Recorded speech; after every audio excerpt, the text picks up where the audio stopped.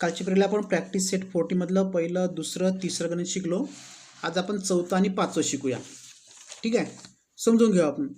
At a certain rate of interest the interest after 4 year, 4 वर्षानंतर on 5000 rupees principal is, म्हणजे principal कोणता आहे, हे आहे प्रिन्सिपल, आणि इंटरेस्ट काय आहे, हे आहे. तर हे गणितामध्ये मागं पुढं झाल्यामुळे कन्फ्यूज होते. इंटरेस्ट कमी असते, प्रिन्सिपल जास्त असते. म्हणजे 5000 रुपयावर 4 वर्षाचं 1200 रुपये काय झालं, इंटरेस्ट झालं, आहे की नाही. आपल्याला का माहीत आहे, इथं टाईमही माहीत आहे, टी माहीत आहे, पी माहीत आहे, आणि इथं आय माहीत आहे. म्हणजे का राहिलं, बाकी आर राहिलं. What would be the interest on 15,000 rupees at the same rate of interest for the same period. मग जर 5000वर 1200 रुपये असेल तर 15,000 रुपये याच्यावर सेम रेट, त्याच रेटनं सेम पिरियड सुद्धा 4 वर्ष, रेटही तोच आणि पिरियड तोच, किती रुपये मिळेल हे आपल्याला काढायचं आहे.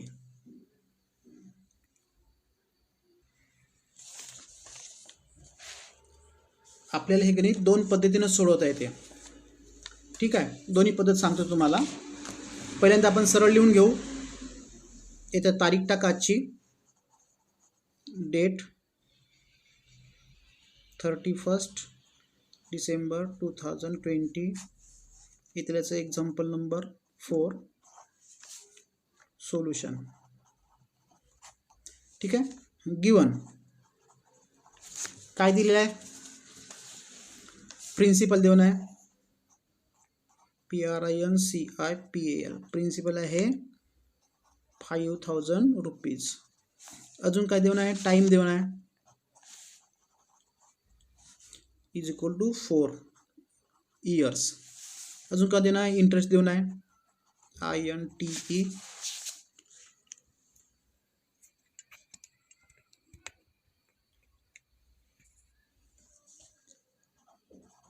इंटरेस्ट देऊन आपल्याला 1200 रुपीज.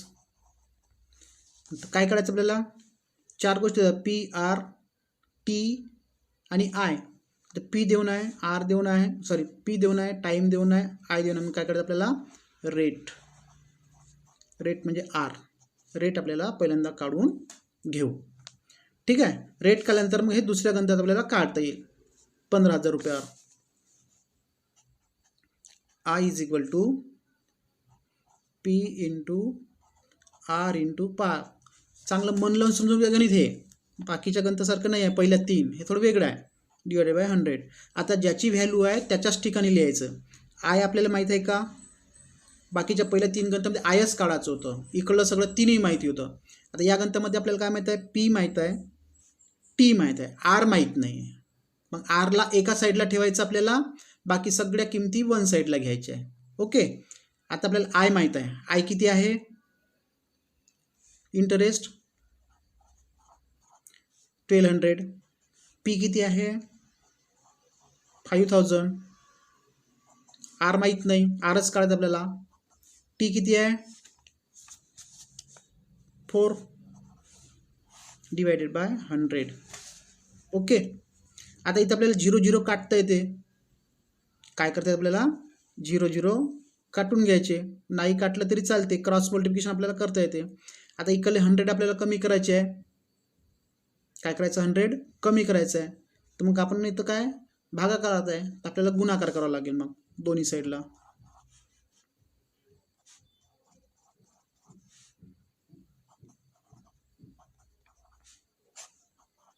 या 100ला कॅन्सल करायचं, ते भागाकारात आहे, आपण काय करूया, गुणाकारात करू. इकडे मल्टिप्लाय केले तर इकडे सुद्धा मल्टिप्लाय करू. हे 100 हे 100 कटले. ठीक आहे, इकडे किती झाले, आता 12वर 1 2 3 4 4 0 द्यायचे, 1 2 3 4 इज इक्वल टू इकडे काय उरले 5. आता याचं मल्टिप्लिकेशन करून टाकू आपण समोरच्या स्टेपला.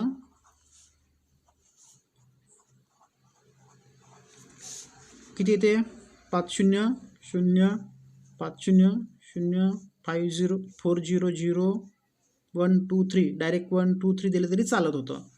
4 5 20, एकक दशक शतक हजार 10,000 म्हणजे 20,000 मल्टिप्लाय आर. आता हे 20,000 आपल्याला मल्टिप्लिकेशनमध्ये आहे आणि आर सिंगल ठेवायचा, हे इकडे आणायचं आपल्याला. तर काय करावं लागेल, 20,000 मल्टिप्लिकेशनमध्ये आहे तर कॅन्सल करायला आपल्याला डिवाईड करायला लागेल तेवढ्याच संख्येनं. 20,000ला 20,000नं भागायचं. मी इकडे भागलं तर इकडे भागायचं.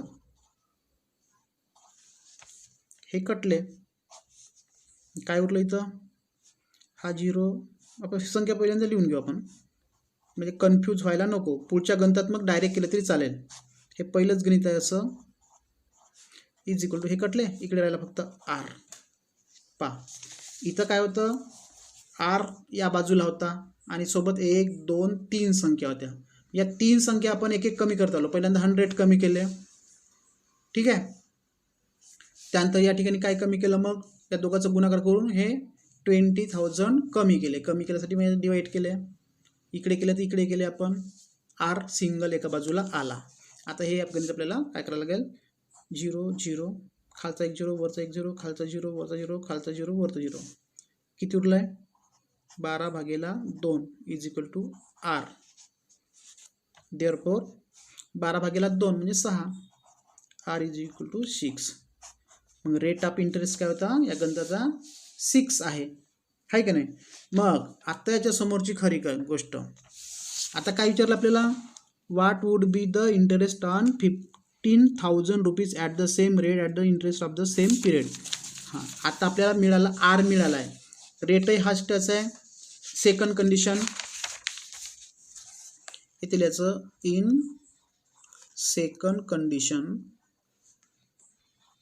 दुसऱ्या कंडिशनमध्ये आपल्याला प्रिन्सिपल किती घ्यायचं आहे, 15,000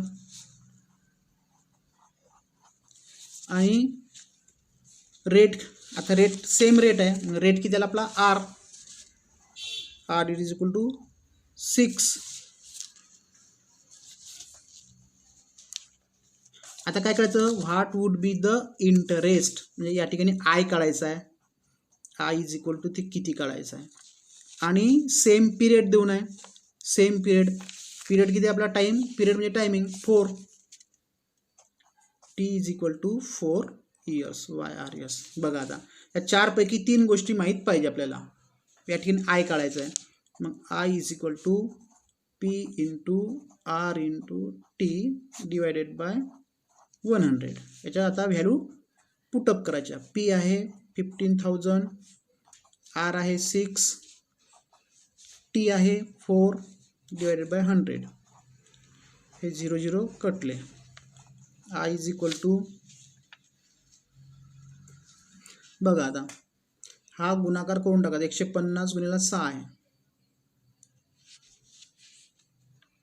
किती होते, 6 0 0, 6 5 30 0, हातचे 3, 6 1 6, 6 3 9, 900 होते. 150 गुणिले 6 म्हणजे 15 छक्क 90 आणि हा 0 देऊन टाकायचा. सोपी आयडिया, अलग करण्यापेक्षा. आता हे पुन्हा 4 9 36 करून टाकायचं, वरचे 2 0 द्यायचे. आय किती निघालं, 3,600 रुपीज. ठीक आहे, ही झाली पहिली मेथड. मग इथं काय लिहायचं,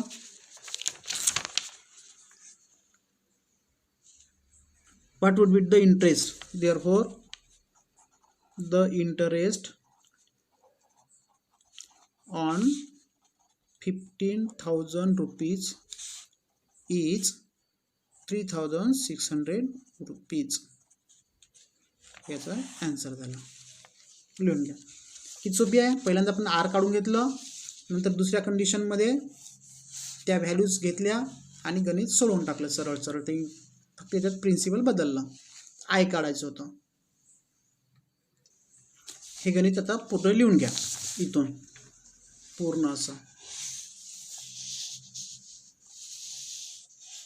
आता बघा याच्यानंतरचं 5वं गणित. If Pankaj deposit 1,50,000 rupees in a bank at 10 PCPA. म्हणजे हे आपल्याला P दिलेलं आहे, हे R दिलेलं आहे आणि 2 इयर्स म्हणजे हे T दिलेलं आहे. T म्हणजे 2 इयर्स, 2 घ्यायची इथं. What is the total amount he will get from the bank. आता बघा हे पहिलं गणित म्हणजे सोडून दिलं होतं, काय दिलं होतं, पहिलं गणित सोडून दिलेलं होतं. त्यानुसार हे वाला पहिल्यांदा इंटरेस्ट काढायचं सरळ आणि अमाऊंट म्हणजे पी प्लस आय करायचं. मग इथं जर इंटरेस्ट पहिल्यांदा काढून घ्यायचा, याचा इंटरेस्ट किती तिथे आलेली अमाऊंट 1,50,000 म्हणजे प्लस करायचं, या पद्धतीनं प्लस करायचं आणि अमाऊंट काढताना दोघांची बेरीज करायची पी आयची आणि या ठिकाणी असं लिहायचं. शेवटी मग लिहायचं पंकज डिपॉझिटेड, दोघांची बेरीज इंटरेस्ट आणि या प्रिन्सिपलची. ॲन्सर असं सोडवायचं. हे होमवर्क, हे गणित होमवर्क. किती होमवर्क जर तुम्हाला आता आज दुसरं गणित हे आणि हे 5वं गणित, 3 सोडून दाखवले मी, पहिलं, तिसरं आणि चौथं. हे 2 गणित करायचे आणि मला पाठवायचे, दुसरं आणि 5वं. ओके, थांबू आपण या ठिकाणी.